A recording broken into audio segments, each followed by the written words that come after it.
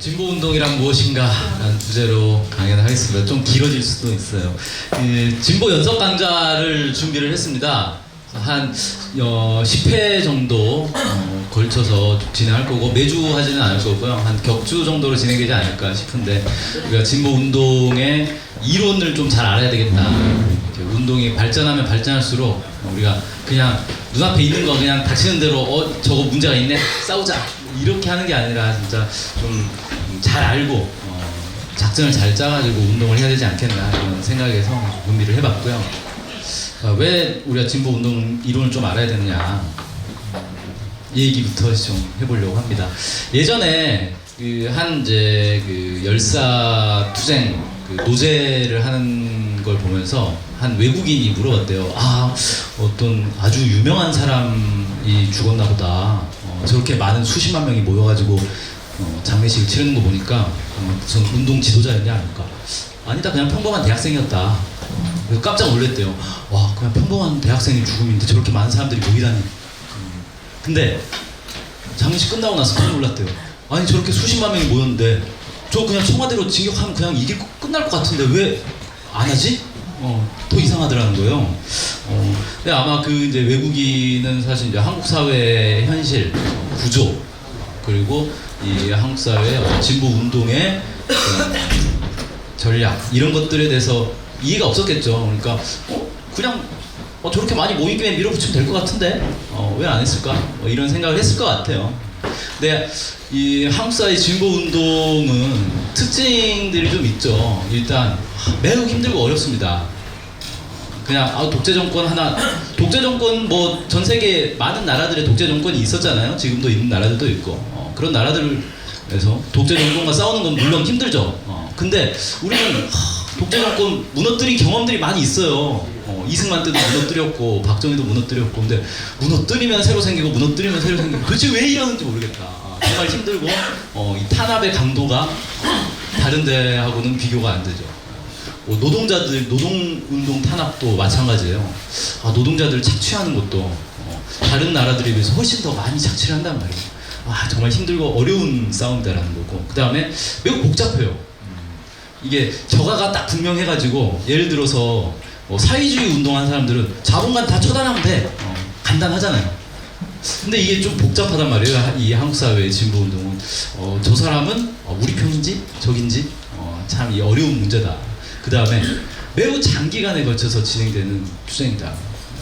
이게 단기간에 그냥 한번 몇십만 명 모여가지고 한번 빡 붙으면 끝나는 그런 게 아니라는 거예요. 이번에 재작년이었죠. 그러니까 박근혜 퇴진 촛불 막 100만 명씩 모이잖아요. 연인원이 1700만 명이라고 그러는데 그렇게 모여가지고 투쟁했으면 사실 완전히 다 끝났어야 되는 거잖아요. 근데 안 끝난다는 거예요. 계속해서 이어진다는 거죠. 그래서 매우 장기간에 걸쳐서 매우 힘들고 어렵고 복잡한 그런 게 바로 이제 한국 사회 진보 운동의 특징이다. 그래서 이런 이유 때문에 우리가 이 진보 운동의 이론을 좀 잘 알아야 되지 않겠나. 그렇지 않고 그냥 맹목적으로 눈앞에 뭔가 이 부조리가 보이고 불의가 보이면 그것만 막 여기 달려들어서 투쟁하다가 저것도 문제네, 저기 달려들어서 투쟁하다가 이렇게 해가지고는 승리할 수가 없다. 그런 차원에서 좀 이론을 좀 알아보고자 합니다. 일단 오늘은 그냥 서두라고 생각하시면 될 것 같아요. 본격적으로 진보운동 이론을 들어가기보다는 진보운동이라는 게 도대체 뭐냐부터 좀 살펴보려고 합니다. 진보운동이라는 걸 이제 쉽게 말하면 진보의 가치를 실현하기 위한 사회운동, 뭐 이렇게 얘기를 할 수 있겠는데, 그럼 진보의 가치는 도대체 뭐냐? 이 얘기를 또 할 수 있겠죠. 제가 인터넷에 위키백과 사전을 찾아보니까 이렇게 나와 있더라고요. 진보주의는 기존의 정치, 경제, 사회 체제에 대항하면서 변혁을 통해 새롭게 바꾸려는 성향이나 태도를 말한다. 기존 사회 체제의 유지를 추구하는 보수주의와는 반대되는 개념으로 쓰이는 경우가 많지만, 보수주의의 경우 혁명이 아닌 점진적 변화, 점진적 진보를 꿈꾸는 온건한 진보주의자도 보수주의자라고 할 수 있다. 그렇기 때문에 본질적 의미에서 진보주의의 반대 개념은 반동주의다. 말이 좀 어렵죠. 그러니까 정리를 해보자면, 진보라는 거는 사회 체제를 바꿔 나간다는 거예요. 발전적 방향으로 바꿔 나가는 거고, 보수주의자는 거기에 머무르는 거고, 이제 반동주의라는 거는 이제 퇴보하는 거죠. 역사를 퇴보시키는 그런 개념이다. 이렇게 보면 될 것 같아요. 그렇다면 이제 또 의문이 들죠. 그럼 사회가 발전한다는 건 뭐냐? 사회가 앞으로 나간다는 건 뭐냐? 어디로 가는 게 발전하는 거냐? 그냥 시간이 흐르면 그게 발전이냐? 그건 아니잖아요. 예를 들어서 노무현 정부에서 이명박 정부로, 이명박 정부에서 박근혜 정부로 이게 발전된 모습은 아니잖아요. 정부의 모습만 보면 뭐가 발전인가? 사회가 발전한다는 건 더 나은 사회가 된다는 거죠. 그럼 더 나은 사회라는 게 뭐냐? 이건 사실 여러 가지 기준들을 얘기할 수 있어요. 그러니까 진보의 가치라는 거는 다양한 사람들이 다 자기만의 생각들을 가지고 있죠. 예를 들면 행복한 사회가 발전된 사회다 이렇게 생각할 수 있겠죠. 그렇죠? 뭐 행복하면 좋은 거잖아요. 근데 문제는 행복이라는 개념 자체는 매우 주관적이고 추상적이라는 거예요. 뭐가 행복이냐에 대해서는 사람들마다 다 다른 생각을 가질 수가 있죠. 사실 지금 당장 행복해지기 가장 좋은 방법은 아직 가장 쉬운 방법이 있어요. 네, 종교에 귀의하세요. 행복해질 수가 있습니다. 근데 보면 인류 역사를 보면은 과학이 발전하면서 종교가 점점 줄어들고 있어요. 위축되고 있어요. 그럼 이게 사회가 퇴보하는 거냐? 아니잖아요. 그래서 이건 좀 기준이 애매하네. 이걸 기준으로 삼기는 좀 애매하다. 평화. 싸우지 않고 다툼이 없고 평화로운 상태로 가는 게 진보다. 사회 발전이다. 이렇게 생각할 수도 있겠죠. 근데 이것도 사실 매우 복잡한 문제예요. 안 싸우고 평화적이면 다 사회가 발전한 거냐? 발전된 사회냐? 이분 누군지 아시죠? 조선민중은 오직 민중적 폭력으로 신조선 건설의 장애인 강도 일본 세력을 파괴할 것뿐인 줄을 알진데 조선 민중이 한편이 되고 일본 강도가 한편이 되어 내가 망하지 아니하면 내가 망하게 된 외나무 다리 위에 선 줄을 알진데 우리 2천만 민중은 일치로 폭력 파괴의 길로 나아갈지니라. 그래서 이 글의 전반적인 내용은 폭력만이 우리 독립을 부를 수 있다라는 걸 이제 주장하는 그런 내용이에요. 그래서 사실 무조건적인 어떤 이 폭력은 잘못된 거죠. 비폭력, 무저항 이게 가장 최선이다. 이렇게 주장하는 것도 예를 들어 뭐 미국의 침략을 받은 이라크 민중들이라든지 아니면 독재 파쇼 탄압에 막 이 총칼 앞에서 힘든 민중들에게 사치스러운 얘기인 거죠. 비폭력 무저항이 최고다. 이런 거. 그래서 평화적인 게 무조건 발전이다라는 것도 뭔가 더 기준이 있어야 될 것 같은 그런 생각이 들죠. 자유는 어떠냐? 자유가 좋은 거 아니냐? 자유가 많을수록 발전된 사회다. 이렇게 생각할 수도 있겠죠. 자유로우면 좋은 거죠. 근데 이것도 뭔가 기준이 있어야 될 것 같아요. 자유가 점점 발전해서 극단적인 자유 상태가 되면 어떤 상태가 되냐면 모든 게 다 사라지는 모든 어떤 이 자유와 반대되는 그러니까 자유라는 게 내가 하고 싶은 걸 하는 거잖아요. 내가 하고 싶은 걸 못하게 하는 제약들이 있으면 안 돼요. 그게 다 사라져 버려야 된다라는 거죠. 이 자유가 극단적으로 간 게 뭐냐면 무정부주의예요. 정부가 있으면 어쨌든 정부는 국민들에 대해서 제약을 하게 돼 있잖아요. 제약을 하기 위해서 만든 게 정부니까. 정부가 없어야 한다. 무정부주의로 가자. 그래서 완전히 모든 어떤 이 질서, 제도 이런 것들 다 없어진 상태. 그게 어떤 상태가 되겠어요? 약육강식의 상태가 되는 거죠. 아무것도 통제한 게 없으면 결국은 힘센 사람이 최고가 되는 거예요. 그래서 양육강식의 사회가 된다. 무정부주의라는 게 결국 결과적으로는 양육강식의 사회가 되는 거예요. 그래서 자유라는 것도 그냥 무제한한 자유가 크면 클수록 발전이다 라고 얘기하기도 참 애매한 문제라는 거죠. 뭐 자유와 비슷한 개념이라고 볼 수 있죠. 뭐 해방. 뭔가 나를 억누르는 것에서부터 벗어나면 병아리가 이제 23일을 지나고 나면 쫙 껍질을 깨고 나를 억누르던 껍질을 깨고 이제 자유롭게 되는 거잖아요. 해방이 되는. 이게 좋은 거냐? 근데 이것도 사실 뭐 자유하고 좀 비슷한 건데 해방이라는 게 어떤 나를 억압하고 있는 질서, 제도, 어떤 물리력 이런 것뿐만 아니라 나를 감싸고 있는 관념들, 기존의 관념, 선입견 이런 것들로부터도 다 해방이 돼야 된다는 거예요. 그래서 실제로 예전에는 그런 어떤 이제 모든 것으로부터 다 해방돼야 된다. 기존의 모든 관념에서부터 벗어나야 된다. 이렇게 주장하는 사람들도 있었어요. 진보 운동을 하면서. 그게 이제 뭐 대표적인 사례로 이제 이 성적 도덕, 성도덕으로부터 그러니까 그건 이제 과거의 낡은 관념이다. 그래서 벗어나야 된다라고 하는 거죠. 그런 주장하는 사람들이 있었어요. 근데 사실 그 사람들보다 더 빨리 자본주의가 성도덕을 다 무너뜨렸죠. 그래서 성도덕이 무너진 사회가 더 발전된 사회냐라고 했을 때는 얘기하기 어렵죠. 자, 그 다음에 풍요로운 사회. 물질적 풍요가 넘치는 사회가 발전된 사회 아니냐. 가난한 사회보다는 풍요로운 사회가 더 발전된 사회인 건 맞는 것 같아요. 근데 이것만 가지고 이 사회의 발전을 얘기할 수 있냐, 이게 사회 발전의 기준이냐라고 했을 때는 또 애매한 게 있어요. 물질적으로 아주 풍요한 게 이제 극단으로 가면 어떻게 될까? 옛날에 이제 역사적 사례들이 많이 있잖아요. 뭐 예를 들어서 로마 귀족들, 뭐 이제 로마 전체의 빈부격차는 따지지 말고 그냥 로마 귀족들만 놓고 보면 이 귀족 사회는 완전히 풍요로운 사회였어요. 먹을 게 넘쳐났어요. 그때 이제 먹는 게 삶의 낙이었다 그래요. 그래서 막 먹어요. 막 먹으면 배부르잖아요. 배부르면 뭐 먹잖아요. 얼마나 슬퍼요. 그때 어떤 의사가 신비한 약을 개발했어요. 고통 없이 토하는 약. 그래가지고 그 약을 먹고 토하고 또 먹어요. 배부르면 또 토하고 또 먹고. 그렇게 살았다 그래요. 어때요? 뭐 발전된 사회의 모습으로 보이십니까? 참 안타깝죠. 그러면 이렇게 부가 일부에 편중돼서 저런 현상이 나타나는 걸 거야. 평등으로 한번 사회의 어떤 기준을 삼아볼까? 평등한 사회가 더 좋은 사회다, 더 발전된 사회다. 맞는 말이죠. 뭐 이 양극화 사회보다는 당연히 평등한 사회가 더 좋은 거죠. 근데 평등이라는 것도 사실 매우 어려운 문제예요. 평등을 어떻게 실현할 것이냐.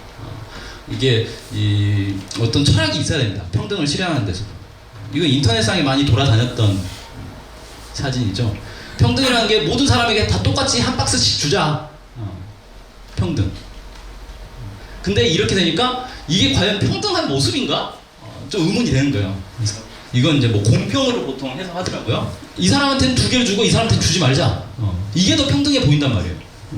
어느 게 더 평등한 거지 그럼? 쉬운 문제가 아니죠. 사과가 한쪽 있어요 저한테. 애가 둘이에요. 이걸 어떻게 나눠줄 것인가? 어떻게 나눠줘야 평등하게 나눠주는 걸까? 이거 어려운 문제죠. 여기에 이제 철학이 있어야 되는 겁니다. 그래서 평등이라는 것만 가지고 어떻게 이 사회의 발전의 기준으로 삼기는 좀 어렵다.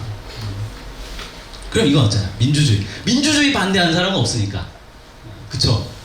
있나? 네. 민주주의는 누구나 다 동의를 하는 거니까 민주주의가 발전할수록 사회가 발전하는 거다 라고 얘기를 할 수 있겠네요. 근데 이것도 사실 좀 어려운 문제예요. 민주주의라는 건 다 좋은데 민주주의의 개념에 대해서 또 사람들마다 다르죠.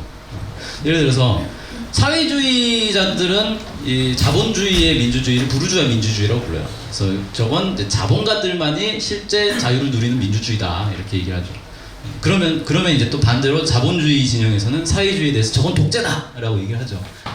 재밌는 건 사회주의자들은 자기들을 실제 독재라고 불러요.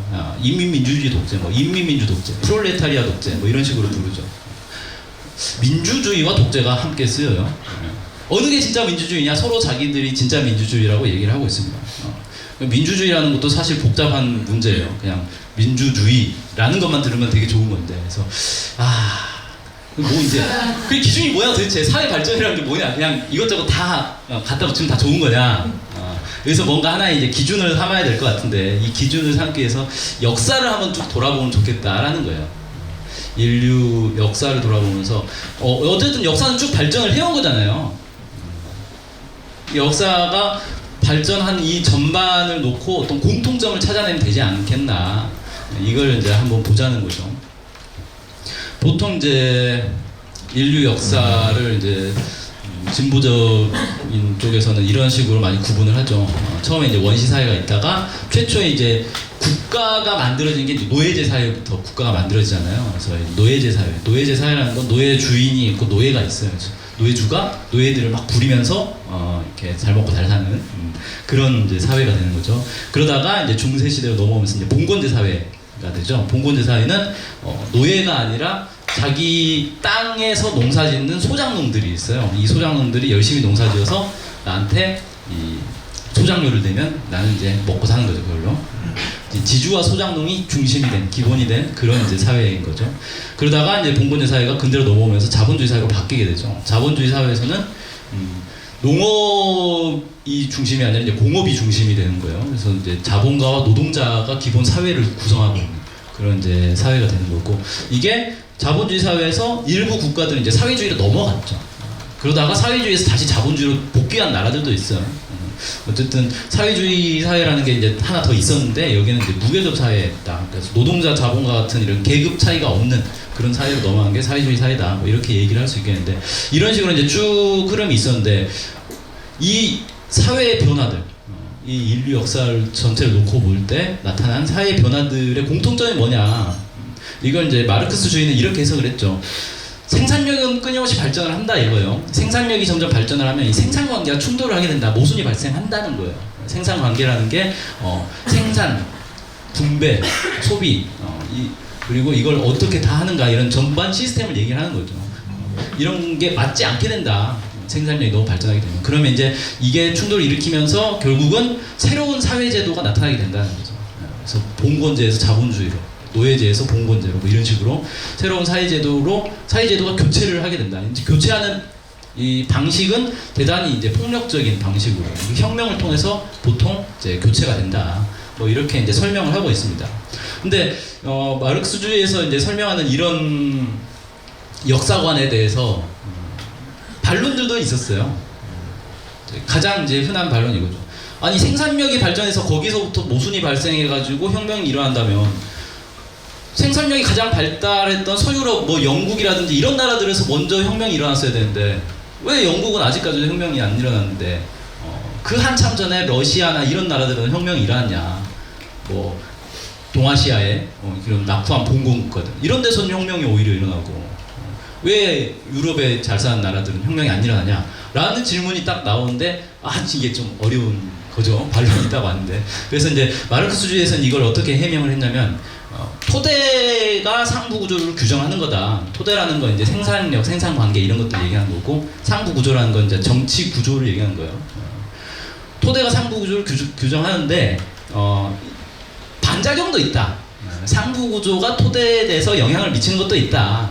그래서 이런 이제 좀 예외도 발생할 수 있는 거다라고 이제 얘기를 설명을 합니다. 근데 왜 상부 구조가 토대에 영향을 미치는지, 왜 반작용이 일어나는지에 대한 원인에 대해서는 해명을 하지는 못했어요. 그 다음에 이런 질문도 있어요. 식민지 독립운동은 사회제도 교체는 없다.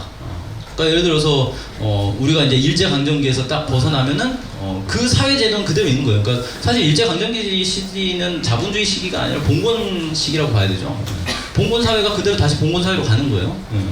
그러면 이건 진보운동이 아니냐? 만약에 그러니까 실제 현실에서는 그렇게 되진 않았죠 우리가. 근데 예를 들어서 그 요즘 이제 끝났죠. 뭐 미스터 샤인샤인인가 그런 드라마 보니까 네, 그런 얘기가 있더라고요. 뭐 그 이병헌이 당신의 조선은 뭐 누구를 위한 조선이요? 뭐 이런 질문을 하던데.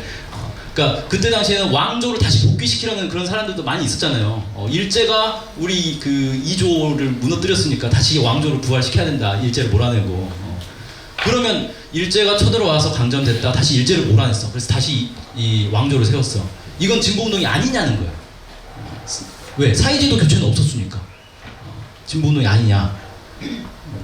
마르크스주의에서는 볼 때는 이건 이제 진보운동이 아닌 거죠. 그래서 어떻게 이제 이걸 해석을 했냐면은 그 이제 마르크스의 이제 유명한 그 논문이 있어요. 아일랜드 독립운동과 관련된 이론인데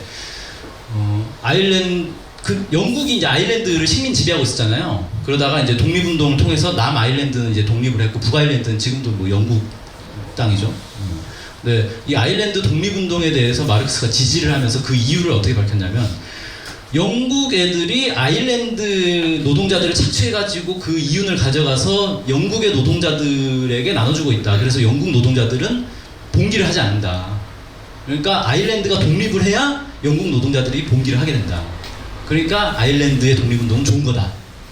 이렇게 얘기를 합니다. 그러니까 종주국의 혁명을 위해서 독립운동을 해야 되는 거다. 라는 결론이 나는 거죠. 그렇게 이제 보통 해석을 해요. 그래서 이거 독립운동 자체는 진보운동은 아닌데 이게 종주국의 진보운동에 도움이 되니까 독립운동은 좋은 거다. 이런 식으로 이제 약간 이제 해명을 하게 되는 거죠. 그래서 뭔가 이런 해명들이 딱 마음에 와닿진 않단 말이에요. 그래서 사람을 중심으로 한번 좀 이 역사를 볼 필요가 있지 않겠나라고 얘기를 하는 겁니다. 경제가 바뀌니까 사회가 바뀌는 거다. 이런 해석은 이 결정론인데, 이게 아니라 사회는 사람이 구성하고 있는 거니까 사람이 바뀌면서 사회가 바뀌는 거라고 이해하는 게 더 맞지 않냐, 더 본질에서 맞지 않냐라는 거예요. 근데 사람이 바뀐다는 게 뭐 내 개인이 어떻게 바뀐다 이런 게 아니라, 이 사람, 그 사회를 구성하는 사람들 사이에 지위 변화, 역할 변화가 있으면서 사회가 바뀌는 거다. 이렇게 이해하는 게 맞지 않냐라는 거죠. 사회는 뭐 다양한 사람들이 구성되어 있는데 집단을 이루고 있잖아요. 계급 계층을 이루고 있어요. 이 계급 계층들이 그 사회에서 차지하는 지위와 역할들이 계속 변한단 말이에요. 사회가 바뀌면. 근데 사회가 바뀌어서 지위 역할이 바뀌는 게 아니라 이 사람들의 지위 역할이 바뀌면서 사회가 바뀌는 것 아니냐, 이렇게 좀 이제 보자는 거죠. 그렇게 놓고 볼 때 이제 이 역사의 발전이라는 건 민중의 자주성이 계속 성장하고 확대되는 그런 과정이었다. 이 역사의 발전의 본질은 바로 여기에 있지 않느냐라고 이제 얘기를 할 수 있는데, 그 자주성이라는 게 뭐냐? 스스로 자자에다가 주인 주자잖아요. 내 스스로 주인이 되는 거예요. 내가 주인이 되는 것. 그러니까 흔히 이제 뭐 내 삶의 주인은 바로 나다, 뭐 이런 얘기들을 많이들 하잖아요. 삶의 주인이라는 게 뭐예요? 운명의 주인이라는 거죠. 내 운명은 내가 알아서 판단하고 내가 개척하겠다라는 거예요. 엄마가 알아서 해주세요. 엄마가 알아서 나 취직시켜주세요. 이게 아니라는 거예요. 내 삶의 주인은 나니까 내 운명은 내가 개척한다. 내 힘으로 개척하겠다. 이런 게 이제 자주성이다 라고 얘기할 수 있고, 하나는 더는 내 운명을 개척하려면 결국 이 세상도 나에게 맞춰서 바꿔내야 된다는 거예요. 그러니까 이 세상의 주인도 바로 내가 돼야 된다는 거죠. 이게 이제 하나로 돼 있는 거고, 이게 사실은 사람이 다른 생명들과 근본적으로 다른 지점이다, 이렇게 얘기를 할 수 있어요. 뭐 누가 이제 우스개로 그린 것 같은데, 사람이 이제 진화를 했어요. 그래서 사람이 짠 됐는데 나중에 이렇게 진화하지 않겠냐라고 얘기하는데, 사람도 과연 진화를 하겠는가? 라는 질문을 좀 던져보고 싶거든요. 모든 생명체들은 진화를 하고 있잖아요. 진화를 통해서 더 고등생물로 이렇게 발전을 해왔어요. 그리고 그 끝에 이제 사람이 있었던 거죠. 근데 사람을 제외한 모든 생명들은 공통된 특징이 있어요. 주변 환경에 자신을 적응을 시킵니다. 적응을 못하면 사라지는 거예요. 퇴보하는 거고, 적응하면 살아남는 거예요. 번성하는 거예요. 그게 바로 진화죠. 그렇게 해서 쭉 진화를 해왔어요. 그런데 사람이 딱 등장하고 나서 사람은 다른 거예요. 주변 환경에 자기를 맞추는 게 아니라 자기한테 주변 환경을 맞춰요. 주변을 자기에게 적응을 시키는 거예요. 그러니까 이 사람은 환경 적응 못 해가지고 멸종하고, 뭐 환경 적응한 종들은 막 번성하고 이렇게 되지 않는 거예요. 그러니까 진화를 할 이유가 없는 거죠. 물론 사람도 뭐 바뀌고는 있어요. 아주 이제 부분적으로 진화를 하고는 있죠. 예를 들어 옛날 사람에 비해서 지금 사람들이 이제 평균 신장이 더 커졌다 그래요. 1000년 전하고 비교를 해보면. 그래서 점점 이제 큰 사람들, 이제 사람이 키가 점점 커지고 있는데, 예를 들어 이 주변 환경이 키가 커야 번성할 수 있고, 키가 작으면은 이렇게 막 퇴화되는, 이렇게 멸종하는 그런 환경이다 라고 해서 사람들이 키 큰 이 유전자를 가진 사람들만 살아남고 나머지는 다 죽는 거냐? 그게 아니죠. 간단하게 극복할 수 있어요. 키높이 구두를 신으면 됩니다. 그렇게 해서 살아남는 거예요. 그래서 사람들은 주변 환경 때문에 사라지는 게 아니라 주변 환경을 극복하기 위해서 자신들의, 그러니까 주변 환경을 자기한테 이렇게 쭉 맞출 수 있는 그런 능력을 가지고 있다는 거죠.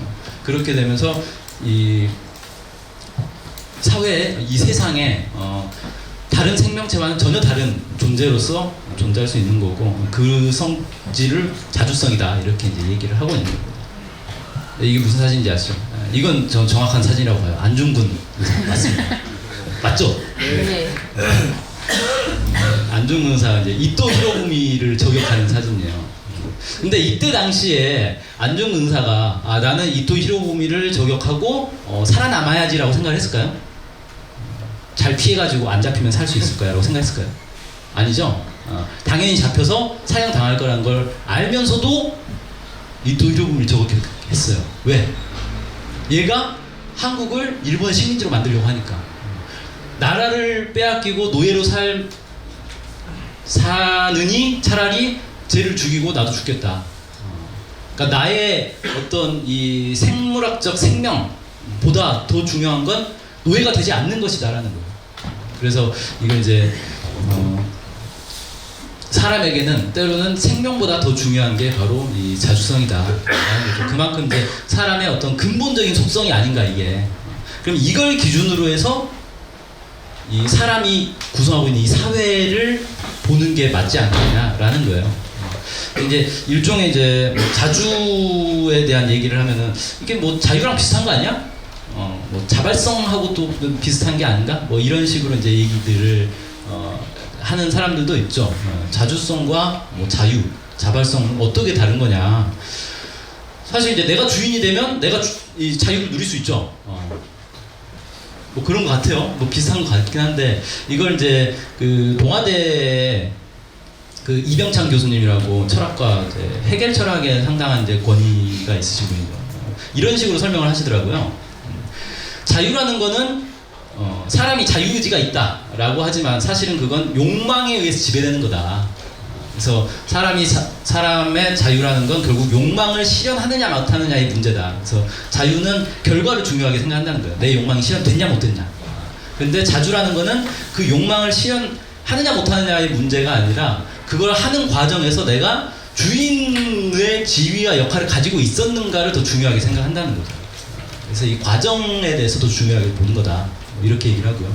자발성에 대해서는 뭐라고 설명하시냐면 자발성은 자기 안에서 스스로 뭔가를 하겠다라는 그 꿈틀거림, 그게 자발성인데 이거는 자기가 뭔가를 하겠다라는 게 중요한 거지 그 뭘 하느냐는 중요하지 않다는 거예요. 그래서 맹목적이다, 목적 지향성이 없다라는 거죠. 근데 자주성은 목적 지향성이 있다. 그래서 여기서 이제 차이성이 있다. 뭐 이렇게 얘기를 하더라고요.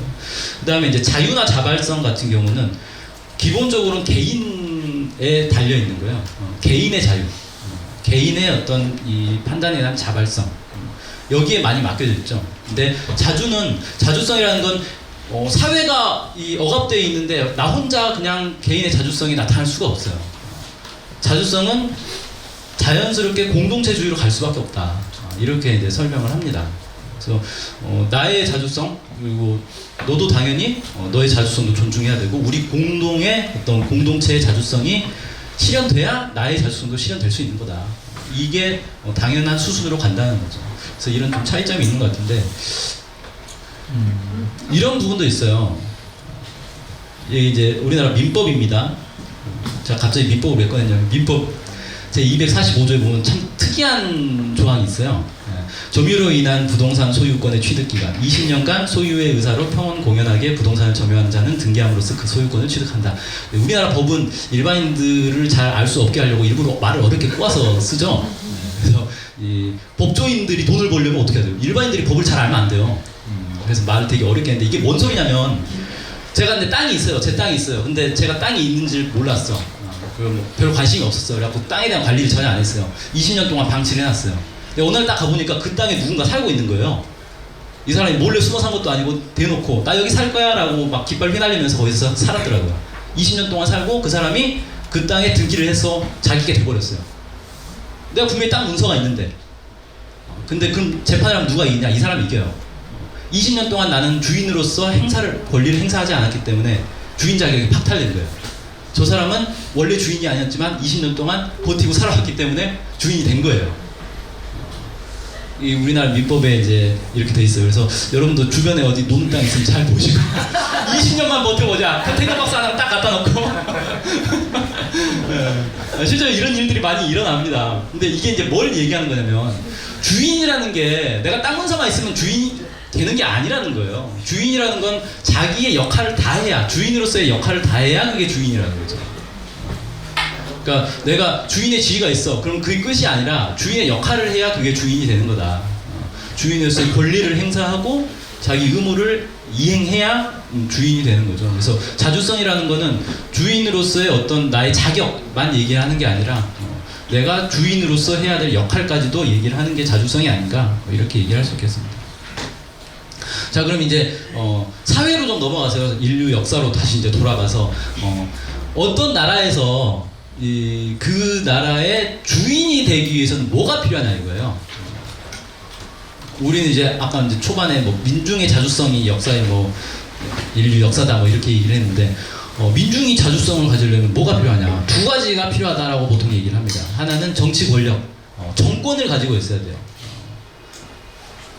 정권이 민중에게 정권이 없고 다른 지배 세력들이 정권을 가지고 있다면 그거는 민중의 사회가 아닌 거죠. 그 다음에 하나 더 있는데 생산수단을 가지고 있어야 합니다. 땅과 기계와 공장과 이런 것들을 가지고 있어야 돼요. 그래야 주인이 될 수가 있어요. 그래서 이 정치 권력과 생산수단 두 개를 가지고 있어야 그 사회의 주인이 된다. 그래서 이걸 이제 기준으로 놓고 보면은 인류 역사, 뭐 노예제부터 시작을 해가지고 공권사회, 자본주의 사회로 쭉 넘어가는 이 발전되는 과정을 놓고 보면 민중들이 점점 정치 권력과 생산수단을 조금씩 차지하고 있는 과정, 이렇게 이제 볼 수가 있는 거죠. 그리고 이제 사회주의로 넘어가면 이걸 전면적으로 다 가져가는 그런 과정이다. 그래서 이 민중의 자주성이 점점 발전하는 방향으로 인류 역사가 쭉 발전해 왔구나. 그리고 그걸 더욱 발전시키는, 즉 민중의 자주성을 더욱 확대시키는 게 바로 인류의 역사구나라는 걸, 진보 운동이구나, 이렇게 좀 정리를 할 수 있을 것 같아요. 그래서 민중의 자주성 확대가 역사 발전에서 어떤 공통 요소로 등장을 했다. 그럼 이제 생산력이 발전하고 뭐 생산 관계가 변화하고 사회제도가 교체되는 이런 건 뭐냐? 이거 자체가 목적이 아니라 이건 민중의 자주성을 확대하기 위한 수단이라는 거예요. 생산력이 예를 들어 원시사회에서 노예제 사회로 넘어간 게 다 그냥 다 똑같이 살던 완전히 그냥 공동생산 공동분배 사회잖아요. 원시사회는 거기서 갑자기 노예가 땅 탄생을 했어. 그럼 이건 퇴보한 거냐? 이전에는 생산력이 매우 낙후했죠. 생산력이 매우 낙후해서 사실 먹고 살기도 힘들었어요. 굶어 죽는 사람이 태반이었단 말이에요. 그러다가 잉여 생산물이 나오기 시작하면서 노예제 사회로 넘어가는 거예요. 생산력이 비약적으로 발전하면서. 그러니까 이런 것들은 어떤 생산력 발전 자체가 목적은 아니잖아요. 생산력을 발전시킴으로써 세상의 주인이 되고자 하는, 자연을 지배하기 위한 그런 과정에서 생산력을 발전시킨 거잖아요. 그래서 점점 이 민중들이 이 세상의 주인이 되고 사회의 주인이 되기 위한 과정에서 생산력이 발전하고 생산 관계도 변하고 사회 제도도 교체되는 거였다. 뭐 이렇게 보는 게 맞다. 라는 거고요. 그래서 진보운동의 근원은 뭐냐? 민중의 자주성을 억압하면 진보운동이 발생한다. 그래서 이 모든 민중들의 투쟁을 보면 결국 누군가 자주성을 억압했기 때문에 투쟁을 하는 거예요. 민주적 권리를 주지 않으니까 민주화 운동을 하는 거고, 외세가 막 한 나라를 괴롭히니까 독립운동을 하는 거고, 그렇게 된다는 거죠. 그래서 이 앞선 의문점이라는 게 그게 있잖아요. 마르크스주의가 해석한 역사 해석에서 이제 두 가지 이 반론들이 있었는데, 민중의 자주성을 중심에 놓고 보니까 이 두 가지 의문점들이 모두 해결이 되더라라는 거죠. 그러니까 생산력이 발전한 나라들에서 먼저 혁명이 일어나지 않은 이유가 뭐냐? 생산력이 기준이 아니었기 때문이에요. 생산력이 절대 기준이 아니라 민중의 자주성이 절대 기준이었기 때문에 그런 이제 상황도 발생할 수 있다라는 거고, 식민지 독립운동도 민중의 자주성을 높이는 과정이기 때문에 진보운동이다라고 깔끔하게 정리가 되는 거죠. 이렇게 이제 해결이 된다. 그래서 결론을 내리자면 진보운동은 민중의 자주성을 실현하기 위한 민중의 투쟁이다. 이렇게 얘기를 정리를 하겠습니다. 오늘 내용은 여기까지 마치겠습니다.